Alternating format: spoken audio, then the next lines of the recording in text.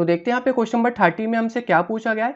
During the reaction of some metals with dilute hydrochloric acid following observation were made. अब हमें यहाँ पे पहला जो बता रखा है वो हमें यहाँ पे क्या बता रखा है, silver metal does not show any change. तो सिल्वर मेटल यहाँ पे कोई भी चेंज नहीं करता शो जब हम यहाँ पे डाइल्यूट हाइड्रोक्लोरिक के साथ इसको रिएक्ट करवाते हैं। तो ऐसा क्यों होता है वो हमें यहाँ पे बताना है, क्योंकि जो हमारा सिल्वर है वो हमारा यहाँ पे क्या है, नॉन रिएक्टिव मेटल है। तो सिल्वर यहाँ पे क्या है, हमारा नॉन रिएक्टिव मेटल होने के कारण वो यहाँ पे किससे रिएक्ट नहीं करेगा, हाइड्रोक्लोरिक एसिड से रिएक्ट करेगा ही नहीं। तो यहाँ पे मैं लिख देता हूँ जो हमारा सिल्वर है, जो यहाँ पे सिल्वर है वो हमारा यहाँ पे क्या है, नॉन रिएक्टिव मेटल है। क्या है हमारा यहाँ पे, नॉन रिएक्टिव मेटल है, जिसकी वजह से वो यहाँ पे कोई भी रिएक्शन शो नहीं करेगा। अब देखते हैं यहाँ पे B part, the temperature of the reaction mixture rises when aluminium is added. तो यहाँ पे जो रिएक्शन का टेम्परेचर है वो यहाँ पे इंक्रीज हो जाता है जब हम यहाँ पे इसमें एल्यूमिनियम ऐड करते हैं। तो ऐसा क्यों होता है वो हमें यहाँ पे बताना है, क्योंकि जो हमारा यहाँ पे एल्यूमिनियम है ये हमारा क्या है, हाईली रिएक्टिव एलिमेंट है। ये हमारा क्या है, यहाँ पे हाईली रिएक्टिव मेटल या एलिमेंट बोल सकते हैं। ये हमारा यहाँ पे क्या है, हाईली रिएक्टिव है। तो हाईली रिएक्टिव होने की वजह से जब ये हाइड्रोक्लोरिक एसिड के साथ रिएक्ट करता है तो ये काफ़ी विग्रसली एक्ट करता है वहाँ पे, जिसकी वजह से जो सॉल्यूशन है वो यहाँ पे क्या करता है, हीट कर जाता है और यहाँ पे टेम्परेचर राइज होता है। और ये एक तरह की यहाँ पे क्या है, एक्सोथर्मिक रिएक्शन है। तो यहाँ पे क्या हो रही है, हीट रिलीज हो रही है, जिसकी वजह से इसका जो टेम्परेचर है वो यहाँ पे क्या हो रहा है, राइज हो रहा है। तो आप यहाँ पे लिख सकते हो जो हमारा एल्यूमिनियम यहाँ पे मेटल है वो यहाँ पे क्या है, हाईली रिएक्टिव है, जिसकी वजह से ये यहाँ पे विग्रसली रिएक्ट करेगा हाइड्रोक्लोरिक एसिड के साथ, जिसकी वजह से टेम्परेचर राइज होगा। और आप यहाँ पे ये भी लिख सकते हो यहाँ पे क्या हो रही है, एक्सोथर्मिक रिएक्शन हो रही है। तो आप सिंपल ये लिख सकते हो, because it is an exothermic reaction temperature increases. Simple इतना लिख देना है आपको।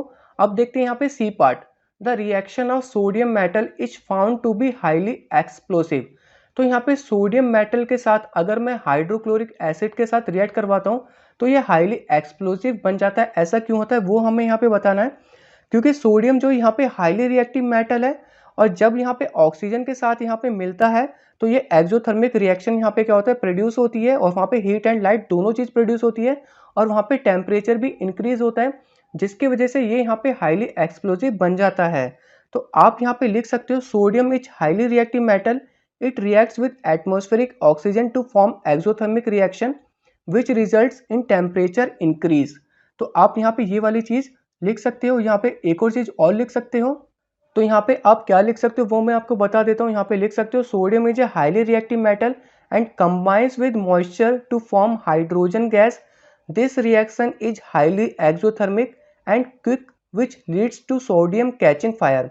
जिसकी वजह से यहाँ पे जो सोडियम है उसमें आग लग सकती है और वो यहाँ पे एक्सप्लोसिव बन सकता है, क्योंकि इसी वजह से जो सोडियम है इसको हम यहाँ पे किस में स्टोर करके रखते थे, केरोसिन की बोतल में, क्योंकि यहाँ पे मॉइस्चर से भी रिएक्ट कर जाता था और ये यहाँ पे हाईली रिएक्टिव यहाँ पे क्या है, मेटल है।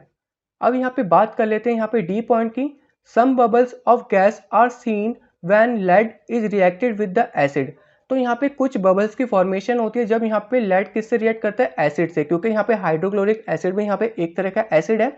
तो यहाँ पे मैं पहले आपको रिएक्शन बता देता हूँ। जो रिएक्शन होगी वो यहाँ पे क्या होगी, डी वाले पार्ट के लिए, तो वो रिएक्शन कुछ यहाँ पे होगी, लेड यहाँ पे किससे रिएक्ट कर रहा है, हाइड्रोक्लोरिक एसिड से, और जो यहाँ पे बनेगा वो यहाँ पे क्या बनेगा, लेड क्लोराइड बनेगा, और यहाँ पे हाइड्रोजन गैस क्या होगी, रिलीज हो जाएगी।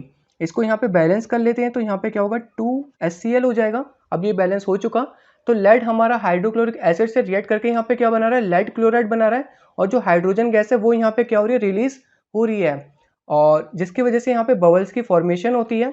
और जो यहाँ पे बबल्स की फॉर्मेशन आपको दिख रही है वो यहाँ पे किसकी वजह से दिख रही है, वो यहाँ पे हाइड्रोजन गैस की वजह से दिख रही है। तो आप यहाँ पे लिख सकते हो, the bubbles are observed due to the formation of hydrogen gas. और आगे भी आप यहाँ पे लिख सकते हो, the reaction gradually becomes slow down due to the formation of coating of lead chloride.